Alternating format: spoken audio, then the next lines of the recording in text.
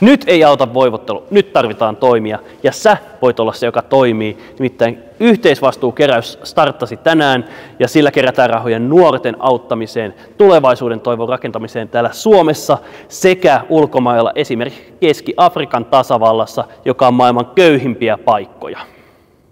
Yhteisvastuukeräys täyttää tänä vuonna 75 vuotta ja me tehdään yhteistyötä tänä vuonna erityisesti Partion kanssa ja pyritään keräämään rahaa, jotta tulevaisuus näyttäisi hyvältä nuorille. Yritetään rakentaa tulevaisuuden toivoa.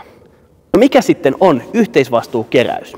Yhteisvastuukeräys on Suomen evankelis-luterilaisen kirkon suurkeräys, jolla kerätään rahaa tarpeessa oleville ja osoitetaan sitä kautta lähimmäisen rakkautta, eli yhtä kristillistä hyvettä.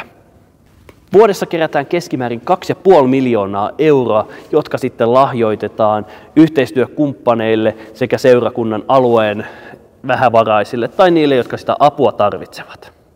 Ja tänä vuonna me kerätään rahaa nuorille, jotta nuorilla olisi hyvä tulevaisuus, jotta heillä olisi jotain, mitä odottaa ja toivoa. Ja se on meidän aikuisten tehtävä varmistaa, että nuorten tulevaisuus näyttää valoisalta. Joten lähde mukaan, lähde lahjoittamaan, lähde vaikka kerääjäksi. Ja jos sä haluat, niin sä voit näillä tiedoilla, jotka tässä nyt on, niin lahjoittaa yhteisvastuun hyväksi rahaa ja se menee sitten nuorten auttamiseen. Ole sinä hyvä sydäminen ja auta nuoria.